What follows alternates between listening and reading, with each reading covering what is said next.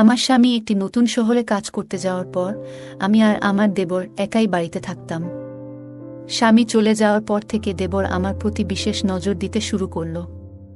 সে প্রতিদিন আমার জন্য কিছু না কিছু খাবার নিয়ে আসত, কিন্তু যখনই আমি সেগুলো খেতাম বা পান করতাম, রাতে ঘুমানোর পর সকালে দেখতাম আমার জামাকাপড় এলোমেলো হয়ে আছে। এসব দেখে আমি অবাক হতাম, কিন্তু কোনো প্রমাণ না থাকায় কিছু বলতে পারতাম না। একদিন সে আমার জন্য জুস নিয়ে এলো, কিন্তু আমি সেটা না খেয়ে বিছানায় চলে গেলাম এবং ঘুমিয়ে পড়ার ভান করলাম। তখন গভীর রাত। রাতের কোনো এক সময় দেবর আমার রুমে প্রবেশ করল এবং খারাপ আচরণ শুরু করল। সে আমার গায়ে হাত বলাতে লাগল। তখনই আমি ভয়ে চিৎকার করলাম। আমার নাম সুমি, আমি দেখতে অনেক সুন্দর, গায়ের রং ফর্সা, শরীরের গঠন নাই বা বললাম। বাইরে বের হলে ছেলেরা আমার দিকে চেয়ে থাকে, মনে হয় তারা আমাকে কিছু বলতে চায়। আমার গল্পগুলো তোমরা শুনো, কিন্তু সাবস্ক্রাইব করো না। দয়া করে গল্পগুলো ভালো লাগলে ভিডিওটি লাইক, শেয়ার এবং চ্যানেলটি সাবস্ক্রাইব করো প্লিজ। আমি একটি মধ্যবিত্ত পরিবারের মেয়ে। আমার বয়স মাত্র 23 বছর। ছোটবেলা থেকে আমার স্বপ্ন ছিল ভালো একটি বাড়িতে থাকার, কিন্তু সে স্বপ্ন পূরণ করা সম্ভব হয়নি। আমি বেশি পড়াশোনা করতে আগ্রহী ছিলাম না, তাই একাদশ শ্রেণী পর্যন্তই পড়েছি। 2 ভাইয়ের মধ্যে একমাত্র আমিই ছিলাম আমার বাবা মায়ের অনেক আদরের। বড় ভাই শহরে একটি কোম্পানিতে কাজ করত। বাবা ছুটিতে বাড়ি ফিরলে মা তাকে বলতে লাগলেন যে বড় মেয়ের এখনই বিয়ে দেওয়া উচিত। বাবাও এই বিষয়ে চিন্তিত ছিলেন, তাই তিনি আমার জন্য একটি ছেলে খুঁজতে লাগলেন। পরের দিনই বাবার সঙ্গে ছেলেটির দেখা করতে আসে। সে পাশের শহর থেকে এসেছিল। ছেলেটির নাম ছিল সুনীল। তার মা বাবা ছিলেন না, তবে তার এক ছোট ভাই ছিল, যাকে সে নিজের ভাইয়ের মতোই দেখত। বাবা মা এই সম্পর্কটি পছন্দ করেছিলেন কারণ এটি একটি ছোট পরিবার ছিল এবং বাড়িতে কোনো অভাব ছিল না। রোহিতের ছোট ভাইয়ের নিজস্ব একটি ইলেকট্রনিক দোকান ছিল, যা তিনি নিজেই পরিচালনা করতেন। সবকিছু ঠিকঠাক হওয়ার পর 1 মাস পর আমি সুনীলকে বিয়ে করলাম এবং শ্বশুরবাড়িতে এলাম। সুনীল এর বাড়ি দেখে বুঝলাম আমার স্বপ্ন পূরণ হতে চলেছে। বিয়ের প্রথম রাতের ঘটনায় আমি খুবই নার্ভাস ছিলাম। রুমে বসে আমি কেবল আমার স্বামীর আসার অপেক্ষা করছিলাম, কিন্তু আমার মধ্যে যে ভয় ছিল তা স্পষ্ট বোঝা যাচ্ছিল। আমাদের জীবন একটা নতুন সূচনা নিতে চলেছে। সবাই চায় তাদের বিয়ের প্রথম রাতটিকে স্মরণীয় করে রাখতে, কিন্তু আমার অবস্থা খারাপ হতে থাকে। তারপর হঠাৎ করেই দরজা খুলে আমার স্বামী ভেতরে এলেন। তিনি আমার কাছে বসলেন এবং বললেন, সুমি, আমি জানি আমার ছোট ভাই আমার আসল ভাই। তাকে আমি আমার বাবা মায়ের মৃত্যুর পর থেকে খুব যত্নে রেখেছিলাম। তুমি যেমন আমার প্রতি যত্নবান, তেমনি তুমি আমার ভাইয়ের যত্ন নিবে। আমি তাকে জিজ্ঞাসা করলাম, তাহলে সে এখনো বিয়ে করেনি কেন? সুনীল জানালেন যে ছোট ভাই হৃদরোগে ভুগছে এবং সেই রোগী একদিন তার জীবন কেড়ে নিবে, তাই তিনি বিয়ে করতে রাজি হননি। আমি চুপচাপ তার কথা শুনছিলাম। তারপর সে আমার হাত ধরে তার ভালোবাসা দেখাতে লাগলো। তার এই আন্তরিকতার কারণে আমার মনেও অনুভূতি জাগতে শুরু করে। আমরা একে অপরকে সমর্থন করে অনেকক্ষণ কথা বললাম। এই ঘটনার আগে আমি খুব নার্ভাস ছিলাম, কিন্তু এখন আমি অনেক ভালো অনুভব করতে লাগলাম। রাতের ক্লান্তিতে কখন আমাকে ঘুমের জগতে নিয়ে গেল বুঝতেই পারিনি। সকালে উঠে দেখলাম আমার জামাকাপড় ছড়িয়ে ছিটিয়ে পড়ে আছে। ফ্রেশ হতে বাথরুমে গেলাম, তবে কোমরে হালকা ব্যথা অনুভব করছিলাম। কিছুক্ষণ পর ফিরে এসে দেখলাম সুনীল রান্নাঘরে চা বানাচ্ছেন। বাড়িতে আর কোনো মহিলা ছিল না, তাই আমি তাকে বললাম, তুমি ফ্রেশ হও, আমি নাস্তা তৈরি করছি। দেবর ও স্বামী দুজনেই হলের মধ্যে বসে চা নাস্তা করছিলেন। আমিও সেখানে বসে চা পান করতে লাগলাম। এভাবেই আমার বিয়ের 6 মাস কেটে গেল। তবে কয়েকদিন ধরে লক্ষ্য করছিলাম আমার দেবর আমার দিকে বেশি তাকাতেন। আমি এটাকে তার স্নেহ হিসেবে নিয়েছিলাম। আমি স্থির হয়ে ভাবছিলাম, যখন একদিন আমার স্বামী জানালেন যে তিনি অন্য শহরে একটি ভালো চাকরি পেয়েছেন, তাই তাকে এখন থেকে অন্য শহরে থাকতে হবে। তার কথায় আমি পুরোপুরি হতবাক হয়ে গেলাম। আমি বললাম, আমি এখানে একা কি করব? তখন তিনি বললেন, চিন্তা করো না, তুমি আমার ভাইয়ের সঙ্গে থাকবে। তিনি খুব ভালো মানুষ, তোমার যত্ন নেবে এবং তোমারও তার যত্ন নেওয়া উচিত। আমার স্বামীর এই কথায় আমি রেগে গিয়ে বললাম, আপনি কি বলছেন? আমার যদি কিছু লাগে তাহলে কাকে বলবো? তিনি বললেন, কয়েকদিন সহ্য করো, তারপর তোমাকে আমার কাছে নিয়ে আসব। এভাবে বলেই তিনি চলে গেলেন। পরদিন আমি বিষণ্ণ মুখে আমার রুমে ফিরে এলাম। এমন সময় আমার দেবর এসে বললেন, সুমি ভাবি, বেশি চিন্তা করো না, আমি আছি, তুমি যা খুশি বলো। আমি বললাম, হ্যাঁ ঠিক আছে। তিনি আমার মাথায় হাত বুলিয়ে দিলেন। তারপর আমি বাইরে এসে ঘরের কাজ করতে লাগলাম। কাজ শেষ করে বাথরুমে গেলাম। গোসল করার সময় দরজা বন্ধ করিনি। তখন মনে হলো কেউ আমাকে দেখছে।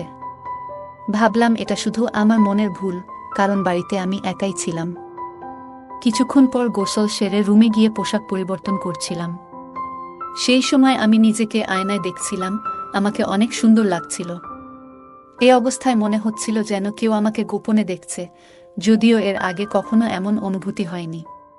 রাতে বিছানায় শুয়ে আমার স্বামীকে খুব মিস করতাম, কিন্তু আমার কিছু করার ছিল না। একরকম রাত কাটাতে হতো। কাজের ক্লান্তিতে ঘুমিয়ে পড়তাম। অন্য শহরে গিয়ে স্বামী এক শূন্য দিন কাটিয়ে দিলেন। আমরা ফোনে কথা বলতাম, কিন্তু একজন মহিলা যা চায় তা ফোনে পাওয়া যায় না। আমি যুবতী ও সুন্দরী ছিলাম, তার অনুপস্থিতি খুব অনুভব করছিলাম। একদিন রাতে দেবর বাড়ি ফিরলেন। তিনি আমার জন্য জুস নিয়ে এসে বললেন, ভাবি, নাও খাও। গত কয়েকদিন ধরে কাজে ব্যস্ত ছিলাম, তাই কিছু আনতে পারিনি। এখন আমার কাছে কাজ কম, তোমার যত্ন নিতে পারবো। আমি বললাম, না ভাই, এর কি দরকার? এখানে না থাকায় তোমার সব দায় আমার। তুমি সুখে থাকলেই আমি সুখী হব। এসব শুনে ভাবলাম, সুখ শুধু স্বামীর সঙ্গেই পাওয়া যায়। রাতের খাবার খেয়ে রুমে গিয়ে জুস পান করে শুয়ে পড়লাম। কিছুক্ষণ পর ঘুমিয়ে পড়লাম। সকালে চোখ খুলতেই কিছুটা ব্যথা অনুভব করলাম, আর আমার সব কিছু এলোমেলো ছিল। আমি কিছু বুঝতে পারলাম না। বিছানা থেকে উঠে ফ্রেশ হতে বাথরুমে গেলাম। তারপর রান্নাঘরে গিয়ে নাস্তা করতে লাগলাম। দেবরের দৃষ্টির পরিবর্তন আমি স্পষ্টতই লক্ষ্য করছিলাম। বাড়িতে আমরা দুজন ছাড়া আর কেউ ছিল না। দেবরের দৃষ্টি আমাকে অস্বস্তি দিচ্ছিল, তবে প্রমাণ না থাকায় আমি নাস্তা তৈরি করে দেবরকে দিতে গেলাম। তিনি মুচকি হেসে বললেন, আজ তুমি খুব সুন্দর দেখাচ্ছ। তার এই প্রশংসায় আমি স্তব্ধ হয়ে গেলাম এবং লজ্জায় সেখান থেকে চলে এলাম। দেবর আমার প্রতি বেশি মনোযোগ দিতে শুরু করেছেন, এমনটা আমি লক্ষ্য করছিলাম। আরও 10 দিন কেটে গেল। এই সময়ে দেবর প্রতি রাতে আমার জন্য কিছু না কিছু নিয়ে আসতেন, যা খাওয়ার পর আমি অসুস্থ অনুভব করতাম।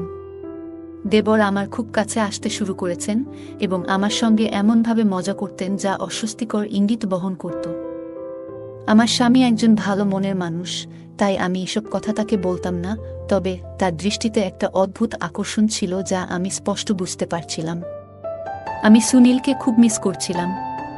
তাকে বললাম, তুমি আমাকে এখান থেকে নিয়ে যাও, তোমাকে ছাড়া আমি থাকতে পারবো না। সুনীল বলল, আমি এখনই ছুটি পাবো না, কারণ অনেক স্টাফ ছুটিতে আছে এবং আমাকে আরও কাজ করতে হবে। আমি অনেক বোঝানোর চেষ্টা করলাম, কিন্তু সে বুঝতে চায়নি। এমনকি দেবরের আচরণ সম্পর্কেও কিছু জানাতে চেয়েছিলাম, কিন্তু সে বিশ্বাস করছিল না। ফোন রেখে আমি দুঃখে ভেঙে পড়লাম এবং আমাদের সব স্বপ্নের কথা ভাবতে লাগলাম। স্বামী ছাড়া আমি আর থাকতে পারছিলাম না। আমি লক্ষ্য করলাম, আমার দেবর মাঝে মাঝে আমার রুমে আসতেন এবং তিনি বলতেন, যদি তোমার প্রয়োজন হয় আমাকে বলো। তার কথায় আমি ভয় পেয়ে যেতাম এবং ভাবতাম, কেন সে আমার সঙ্গে এভাবে কথা বলছে। এক রাতে দেবর জুস নিয়ে এসে বললেন, ভাবি, নাও, সারাদিনের কাজের পর একটু স্বস্তি পাবে। আমি বিছানায় শুয়ে পড়লাম। সকালে চোখ খুলে দেখি শরীরে প্রচণ্ড ব্যথা অনুভব করছি। রাতে ঘুমানোর পর সকালে উঠে দেখি আমার জামাকাপড় ছিন্ন ভিন্ন হয়ে আছে। এখন আমি নিশ্চিত যে বাড়িতে আমি এবং দেবর ছাড়া আর কেউ নেই। দেবর সম্পর্কে সন্দেহ আরও দৃঢ় হল। আমার দেবরের মনোভাবও অনেক বদলে গেছে, যা আমাকে আরও উদ্বিগ্ন করেছিল। ফ্রেশ হতে বাথরুমে গেলাম, কিন্তু দেবর এর মুখে একই রকমের হাসি দেখে সিদ্ধান্ত নিলাম যে আজ রাতেই তার সাথে কথা বলবো। সারাদিন অপেক্ষা করছিলাম। রাতে দেবর আবার জুস নিয়ে এলেন। রাতের খাবার খেয়ে আমি রুমে চলে গেলাম, কিন্তু আজ আমি সেই জুসটি পান করিনি। সন্দেহ ছিল এতে কিছু মেশানো হয়েছে। আমি জেগে থাকলাম এবং দেবর এর আসার অপেক্ষা করতে লাগলাম। তখন আমার মনে হলো স্বামীকেও এই ব্যাপারটি জানানো দরকার। তাই মোবাইল ক্যামেরাটি চালু করে বিছানায় শুয়ে পড়লাম। কিছুক্ষণের মধ্যে দেবর রুমের দরজা খুললেন। আমি গভীর ঘুমের ভান করলাম। তিনি আমার কাছে এসে অশোভন আচরণ করতে শুরু করলেন। আমি তখন উঠে বসলাম। তিনি বিস্মিত হয়ে বললেন, তুমি জেগে আছো? আমি বললাম, আমি তোর ভাইয়ের বউ, তোর ভাই তোর ভরসায় আমাকে রেখে গেছে, কিন্তু তুই তো তোর ভাই এর বউয়ের সাথে এসব করছিস। দেবর হতভম্ব হয়ে বললেন, আমাকে ক্ষমা করো, আমি এমন অবস্থায় দেখে নিজেকে সংযত করতে পারিনি। যখন থেকে তোমাকে ওই অবস্থায় দেখলাম তখন থেকেই এসব চিন্তা মাথায় আসতে শুরু করেছে। আমি জিজ্ঞেস করলাম, কখন থেকে দেখলে? তিনি বললেন, একদিন তুমি বাথরুমে গোসল করছিলে, আমি কাজ থেকে বাসায় ফিরছিলাম, তখন চোখ তোমার দিকে পড়ল। তুমি যখন গোসল সেরে রুমে গেলে, ভাবলে বাড়িতে কেউ নেই, দরজা খোলা রেখে আয়নায় নিজেকে দেখছিলে। তোমাকে ওই অবস্থায় দেখে আমার ভেতরের অনুভূতি উথলে উঠেছিল। সেদিন কোনো রকমে নিজেকে সামলে নিয়েছিলাম, কিন্তু তোমার সেই দৃশ্যটা আমার মনে গেঁথে গিয়েছিল। তারপর ভাবলাম এর একটা সমাধান খুঁজতে হবে। আমি তোমার জন্য খাবার ও পানীয় আনতে শুরু করলাম, যেগুলোতে আগে থেকেই চেতনানাশক ওষুধ মেশাতাম। সরাসরি কিছু বলতে পারিনি, কারণ আমি আমার ভাইকে খুব ভালোবাসি এবং তার স্ত্রীর সাথে এমন কিছু করতে চাইনি। আমি চেয়েছিলাম তুমি অজ্ঞান হয়ে যাবে, যাতে আমি আমার ইচ্ছা পূরণ করতে পারি, আর তোমার কিছুই জানা হবে না। তারপর দেবর বলতে থাকলেন, আমি এসব করেছি যাতে আমার ভাইয়ের চোখে ধরা না পড়ি। আমি তার কথা শুনে কাঁদতে লাগলাম এবং বললাম, তুমি কি একবারও তোমার ভাইয়ের কথা ভাবোনি? আমি আমার স্বামীকে সব বলবো। দেবর বললেন, না, দয়া করে বলো না। আমি তাকে খুব ভালোবাসি, এবং যদি এটা জানে তাহলে আমার সবকিছু শেষ হয়ে যাবে। আমার ইলেকট্রনিক দোকানও বন্ধ হয়ে যাবে, কেউ আর আমার কাছে আসবে না। আমার সম্মান এখন তোমার হাতে। তার কথায় আমি কাঁদতে লাগলাম, আর তিনি আমাকে সান্ত্বনা দিতে লাগলেন যে এখন থেকে আর এমন কিছু করবেন না। কিন্তু আমি কিছু ঠিক করতে পারছিলাম না। আমার ইজ্জত চলে গেছে, কেন চুপ থাকব? আমার কথা শুনে তিনি পায়ে পড়ে কাঁদতে লাগলেন এবং বললেন, যদি তুমি কিছু বলো তাহলে আমার আর কোনো উপায় থাকবে না। আমি আমার ভাইয়ের চোখে অপরাধী হয়ে বাঁচতে পারব না। তিনি যখন অনুনির্বিনয় করে আত্মহত্যার হুমকি দিতে লাগলেন, তখন ভাবলাম যা হওয়ার ছিল তা হয়ে গেছে। কিন্তু আমার স্বামী যদি এ কারণে কিছু করে, সেটাও তো আমি সহ্য করতে পারব না। এরপর আমার ঘর ভাঙার ভয় ছিল। আমি সিদ্ধান্ত নিলাম, এই সত্যটা আমার স্বামীর কাছে কখনোই বলবো না। আমার কোনো দোষ ছিল না, তাই চুপ করে থাকার সিদ্ধান্ত নিলাম। দেবর লজ্জায় মুখ নিচু করে চলে গেলেন, আর আমি ফোনে রেকর্ড করা ভিডিওটি মুছে ফেললাম। সেই দিনের পর থেকে তিনি আর কখনো আমার সাথে অন্যায় করেননি, কারণ তিনি তার ভুল বুঝতে পেরেছিলেন। আর সে বেশি দিন বাঁচবেও না, কারণ দিন দিন সে আরও বেশি অসুস্থ হয়ে পড়ছে। কিছুদিন পর স্বামীও বাড়ি ফিরে এলো এবং আমরা একসঙ্গে অন্য শহরে চলে গেলাম, যেখানে তিনি কাজ করছিলেন। আমি এখন তার সাথে ভালো আছি। দেবর কিছুদিন পর মারা গেলে স্বামী মাঝে মাঝে আমাকে দোষারোপ করত, কারণ দুই ভাইয়ের মধ্যে খুব ভালোবাসা ছিল। তাকে ফেলে আমরা এখানে এসেছি। গল্পটা কেমন লাগলো জানাতে ভুলবে না।